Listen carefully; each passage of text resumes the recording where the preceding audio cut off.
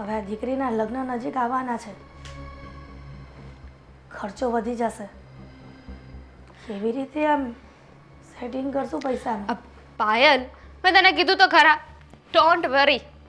હા, grand wedding કરવાની છે મારે. મહેંદી, મેં તને કહ્યું હતું ને કે તું બહાર શું કામ મુકાવા જાય છે? અરે અહીંયા મહેંદી રસમ હશે જ ને, તો મારી સાથે સાથે મહેંદી મુકાવી દેજે.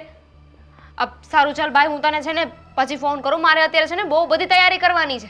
હા મમ્મી, હું શું કહું છું, આ પાર્લરવાળીને બોલાવી નહીં પડે? એટલે કે જો પાર્લરવાળી અલગ હશે અને મહેંદીવાળી પણ અલગ હશે. બેટા તો કહી દેવાય ને.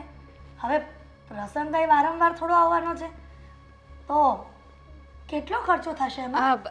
એક જ મિનિટ હો, હા જો એ બેનનો જ ફોન આવ્યો છે. હલો, હા તમે મને બજેટ ના મોકલ્યું. ઓકે, ડન કરી દો. 60,000 ને? હા ડન. હા બાય. હા જુઓ, મેં છે ને પાર્લરવાળા બેન છે ને એમને કહી દીધું છે, બ્રાઇડલ મેકઅપ છે ને ડિસ્કાઉન્ટમાં આપણને 60,000માં કરી આપશે. પણ દામિની, આ 60,000 રકમ કેટલી બધી કહેવાય, ઓછી થોડી કહેવાય? મમ્મી અત્યારે તમને ખબર છે આ બ્રાઇડલ મેકઅપ કેટલો મોંઘો થઈ ગયો છે. આ જરીકમથી તૈયાર થવા જાઓ ને તો પણ 3,000 રૂપિયા લે છે. અને મારે તો બ્રાઇડ બનવાનું છે, મારે દુલ્હન બનવાનું છે, મારે લગ્ન છે. અને મહેંદીવાળી સાથે પણ વાત થઈ ગઈ છે, એને કહ્યું છે કે એ એક હાથના 10,000 રૂપિયા લેશે. એટલે 60-70,000 રૂપિયા એક હાથના, પછી પગમાં મૂકવાની, બીજા હાથમાં મૂકવાની. બેટા આ તો 1 લાખ ઉપર ખર્ચો થઈ જશે પાર્લરનો જ. હા તો શું થઈ ગયું? અરે આ તો નોર્મલ છે. મેં સસ્તામાં સસ્તું અને ડિસ્કાઉન્ટમાં ગોત્યું છે, કારણ કે મારી ફ્રેન્ડ છે ને એને સલૂન છે, એને બધી જ વસ્તુની ખબર પડે છે. અને હા મમ્મી જો, આ દેવેનને તો છે ને મેં કહ્યું જ નહીં. અમારે બંનેને છે ને આજે આ વેડિંગ આઉટફિટ જોવા જવાના છે. બેટા પછડી હોય ને એટલી 16 તણાય. હા શું બોલો છો મમ્મી તમે? આ મારા લગ્ન છે, તમારી એકની એક દીકરી છે, એના લગ્નમાં પણ તમે કંજુસાઈ કરશો? કંજુસાઈનો સવાલ નથી બેટા, પણ આપણે આપણી પરિસ્થિતિને આધીન ખર્ચા કરાય ને. લગ્ન છે ને 10 વાર નથી થવાના. માણસના જીવનમાં લગ્ન એક જ વાર થાય. આ જુઓ, મારી ફ્રેન્ડ રીટા હમણાં લગ્ન કર્યા. તમે એની વેડિંગ જોવો ને તો તમને એમ થાય કે વાવ, શું લગ્ન કર્યા છે. અને તમને શું લાગે છે કે આ મંડપ બાંધીને સીધી રીતે હું લગ્ન કરી લઈશ? પણ એવું કાંઈ નથી કરવાનું. જો તમારા લોકોને જે કરવું એને કરો. અરે મારી બધી ફ્રેન્ડ લોકો આવવાની છે, એની સામે ખબર પડશે કે હું આવી રીતે કંજુસાઈ કરીને સાવ થોડાક એવામાં લગ્ન બતાવી દેવાની છું, તો મારી કેવી વાતો થશે. નહીં થાય. એ લોકો સમજતા તો હશે ને કે એ લોકોની જે પરિસ્થિતિ છે એ પ્રમાણે એ લોકોએ પ્રસંગ ઉકેલ્યો. ના, એ લોકો સમજે કે ના સમજે, પણ હું નહીં સમજું. મને મારા લગ્ન હું કહું ને એવી રીતે જ થવા જોઈએ. અને ઇવેન્ટ પ્લાનિંગવાળાને મેં કહી દીધું છે, એ લોકો છે ને આજે આવશે ડિસ્કસ કરવા માટે કે આપણે બ્રાઇડ અને ગ્રૂમની એન્ટ્રી કેવી રીતે કરાવવી, બધાના ડાન્સ. કોરિયોગ્રાફરને કહેવાનું રહી ગયું છે, તમે ડાન્સ કરશો ને મારા લગ્નમાં? દામિની તું શું કરવા માંગે છે આ બધું? એવું કાંઈ નથી કરવાનું આપણે. મમ્મી તમે કયા જમાનામાં જીવો છો? આજકાલ લગ્ન આવી જ રીતે થાય છે. હા મહેંદીવાળી, બ્યુટી પાર્લરવાળી, હા ડેકોરેશનવાળા, ઇવેન્ટવાળા, કોરિયોગ્રાફર, હા કોઈ સિવાય છે ને અત્યારે લગ્ન નથી થતા. અને અત્યારે તો કેટલી નવી નવી વિધિઓ આવી ગઈ છે. તમારા જેવી દીકરીઓ હોય ને ત્યાં મા બાપ માથા પર દેવું કરતા હોય છે. શું કામ એવું કરે છે તું? હા તો એકવાર દેવું કરવું પડશે ને, તો કરી નાખો, એમાં શું થઈ જવાનું છે? અને ભાઈને લગ્ન કર્યા ત્યારે તો બહુ હરખ ગેલા થતા હતા ને, ખુશી ખુશીથી ભાઈને વરરાજો બનાવીને લઈ ગયા હતા ત્યાં પહેણવા માટે. ત્યારે તો ઘણો ખર્ચો કર્યો હતો, અને મારા લગ્ન વખતે તમને વાંધો છે? એ વાત ભૂલી ગઈ કે એ સમયે તારા પપ્પા હયાત હતા. હો પ્લીઝ, આ પપ્પાનું છે ને બાનું મને ના બતાવતા. તમારે જેની સાથે જે વાત કરવી હોય જે કરવું એને કરજો, પણ મારા લગ્ન હું કહું ને એમ જ થશે. ઠીક છે, હવે છોકરી કોઈનું માનતી નથી. મારે વાત કરવી જ પડશે દીકરાને મારા. ક્યાંને કંઈક સમજાવ.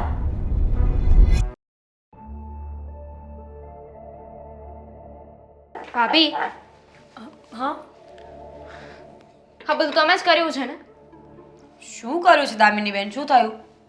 હા ભાઈને અને મમ્મીને તમે જ ના પાડી હશે કે આવો કઈ ખોટો ખર્ચો કરવાની જરૂર નથી. કઈ વાતની વાત કરો છો બેન તમે? અમારા લગ્નની. મારા લગ્નમાં ખર્ચો કરવો પડે એમ છે ને, તમારા હસબન્ડે મારા લગ્નમાં ખર્ચો કરવો પડશે અને એ વાત તો તમને ગમશે નહીં ને. શું બોલો છો તમે આ? અરે મેં કોઈને કંઈ નથી કહ્યું.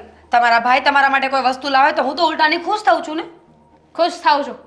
રહેવા દો ને, બધી જ ખબર છે મને. આ પોતે લગ્ન કરવાના હતા તો કેવા ધામધૂમથી લગ્ન કરી લીધા. એટલો બધો ખર્ચો કરાવ્યો તમારા ભાઈ પાસે. હા તો તમને કોણ ના પાડે છે? તમને મજા આવે એમ તમે કરો જ છો ને. સગાઈ થઈ ત્યારે એપલનો ફોન લેવડાવ્યો, પછી લેપટોપ લેવડાવ્યું, અને હવે લગ્નમાં તો ખબર નહીં તમારે શું શું લેવું છે. ગણો શું શું લેવાનું છે. કરિયાવર તમારે લોકોને લઈ દેવાનો છે, પછી મામેરું તો મારા મામા લઈને આવશે ને. અને પછી રહી વાત અહીંયાથી મારે જે વસ્તુઓ લઈ જવાની છે, મારા બ્યુટી પાર્લરનો ખર્ચો, મારા મહેંદીનો ખર્ચો, મારા પ્રી વેડિંગનો ખર્ચો, આ બધું તો કરવું પડશે ને. પ્રી વેડિંગ અમારે ના કરવાનું હોય, પ્રી વેડિંગ દેવાંગ કુમારને કરવાનું હોય. એવું કોણે કહ્યું? અત્યારે આ કેમેરામેન ને બધા કેટલા મોંઘા થઈ ગયા છે ખબર છે? તો પ્રી વેડિંગ ના કરીએ તો ના ચાલે. ના ચાલે. તમે કર્યું હતું ને, તો શું કામ ના કરું? મેં તમારા જેવું નહોતું કર્યું. મારો બાપ ખમતીધર છે ને એટલે બધું કર્યું હતું, અને અહીંયા ભાઈના બે પગ નથી પહોંચતા ક્યાંય. શું તમે તમે સંભળાવી રહ્યા છો કે અમે લોકો ગરીબ છીએ? જો તમને અમારી પરિસ્થિતિ એટલો બધો વાંધો હતો ને તો પછી કઈ જરૂર જ નહોતી અહીંયા લગ્ન કરવાની. પરિસ્થિતિનો વાંધો નથી, સમજણ ઓછી છે તમારામાં. આપણી પાસે જેટલું હોય ને એટલું દોડવાનું હોય. આપણે છે ને આપણા લિમિટ્સ ના ભૂલવા જોઈએ કે આપણા ઘરમાં કેટલું છે ને કેટલું નહીં. હવે તમે મને શીખવશો કે અમારા ઘરમાં કેટલું છે ને કેટલું નહીં. અને આ અમીરીની વાત કરો છો તો બહુ બધા પૈસા છે ને, તો જાઓ તમારા પપ્પાને કયો તમારા બાપાને કે મારા નણંદબાના લગ્ન છે ને પૈસાની કમી છે, થોડા પૈસા આપો. મારો બાપ છે ને કોઈને એવી રીતે પૈસા નથી આપતો. તમારા લગ્ન છે ને તો ઓછો ખર્ચો કરો. લગ્ન તો અમારા પણ થયા હતા, પણ અમે આવું નહોતું કર્યું. આખું ઘર દિવસ ને રાત માથે લઈને ફરો છો. ઓછો ખર્ચો નહીં થાય. આ તમને ખબર છે ને, દેવાના ફેમિલી વાળા કેટલા અમીર છે, એ લોકોનું સ્ટેટસ ચેક, અને આપણે આવી રીતે લગ્ન કરશું, એ લોકો જાણ લઈને આવવાના છે આપણા ઘરે. એ લોકોનું સ્ટેટસ એટલે બધું ફાટી પડતું હોય ને તો એને જ કહેવાય કે ખર્ચો કરી નાખે. કરી નાખત, પણ બધાને દેખાડવું તો પડે ને. અને મમ્મી એ લોકોએ જ ના પાડી હતી કે તમે ખર્ચો નહીં કરતા, અમારી દીકરી છે ને અમે ખર્ચો કરીશું. જો દામિની બેન, આ બધું મને સંભળાવવાની કોઈ જરૂર નથી. ત્યારથી સગાઈ થઈને ત્યારથી તમે તમારા સસરાવાળા લોકોને બતાવવામાં જ રહ્યા છો કે હું કેવો ફોન વાપરું છું, કેવું લેપટોપ વાપરું છું, કેવા કપડાં પહેરું છું. 5-5 હજારનો એક ડ્રેસ આવે છે તમારો. તો બતાવવું તો પડે જ તેને. અને દેવાએ જ મને કહ્યું છે કે અમારા ઘરમાં છે ને આવી રીતે જ રહેવું પડશે, અમારા લોકોનો એક સ્ટેટસ છે. અને જો તમે છે ને મમ્મીને અને ભાઈને સમજાવો, એ કહેવા માટે હું આવી હતી. સ્ટેટસ ઊંચું કરવા માંગો છો ને, કપડાં સારા પહેરશો, મોબાઈલ સારો રાખશો, વસ્તુઓ સારી લેશો, પણ આ જીભ ગરીબ છે એનું શું કરશો? બોલશો ને તો પૈસા પડી જશે. હા, તમારું લેક્ચર છે ને પ્લીઝ તમારી પાસે રાખો. અને લગ્નના દિવસે તો છે ને પ્લીઝ આ તમારી જીભડી ખોલતા જ નહીં. હા, આ વિશે જ નહીં. મારે જરૂર પણ શું છે? અરે જે વ્યક્તિ મારું માન જ ન રાખતી હોય એના લગ્નમાં જઈને મારે શું ફાયદો? તો નહીં આવતો ને, મારે જરાય જરૂર નથી. એટલે 5 માણસને કહેવાનો મોકો મળી જાય કે તારા ભાભી ક્યાં છે, પોતાની નણંદના લગ્ન છે ને ભાભી નથી આપ્યા, હું એ જ કરાવવા માંગો છો ને, મારી બેઇજ્જતી કરાવવા માંગો છો. ઘરે રહીશ ને, ઘરે કોઈ આવશે તો કહી દઈશ કે હા નણંદબાનો જીબડો આટલો લાંબો હતો, એ નતું પોસાતું મને. તો સીધી રીતે કહી દો ને કે મારી બેઇજ્જતી કરાવી છે, એમાં મને વાંકમાં લેવાની જરૂર નથી. બેઇજ્જતી જ કરાવી છે તમારી. તમે એના લાયક જ છો, કારણ કે આટલા દિવસથી ઇજ્જત આપીએ છીએ તો હજમ થતી નથી. બોલી લીધું? હા, તો જાઓ હવે છે ને જઈને મમ્મીને અને ભાઈને સમજાવો. મેં તો એમને વાત કરી છે પણ એ મારી વાત નહીં સમજે. તમે જઈને એમને કહો. વિચાર કરો, તમારા મા બાપ તમારા ભાઈ બહેન તમારું નથી માનતા તો તમે કેવા હશો? કારણ કે તમે પટ્ટી ચડાવી છે ને, તમે જેમ કહેશો ને એમ જ કરશે. વાંધો નહીં, હું જઈને વાત કરી લઈશ. રોટલી પૂરી કરી નાખજો. મારા લગ્ન છે, ભૂલી ગયા? મહેંદી તો નથી મૂકીને હાથમાં, હાથ હજી ખાલી છે. ખબર છે ખાલી છે, પણ અમારામાં તો છે ને એવું હોય છે કે દીકરીના લગ્ન લખાઈ જાય ને પછી એને કામ ના કરવાના હોય ઘરના. તમારામાં બધું જ હશે પણ લક્ષણો ક્યાંથી આવે ને એ ખબર ના પડી. અમારામાં આમ હોય, અમારામાં તેમ હોય. અરે કોઈ પણ સમાજની, કોઈ પણ કુટુંબની કોઈ પણ દીકરી હોય ને તો એને એટલી સમજણ તો હોવી જ જોઈએ કે બાપના કે ભાઈના પગ ન પહોંચતા હોય ને તો ખર્ચા થોડા ઓછા કરાવે. હા, હાલો. હા, હવે કરી છે ભાભી સાથે વાત. હવે તમે તો શાંતિ રાખો. ખબર છે મને પ્રી વેડિંગ કરવાનું છે.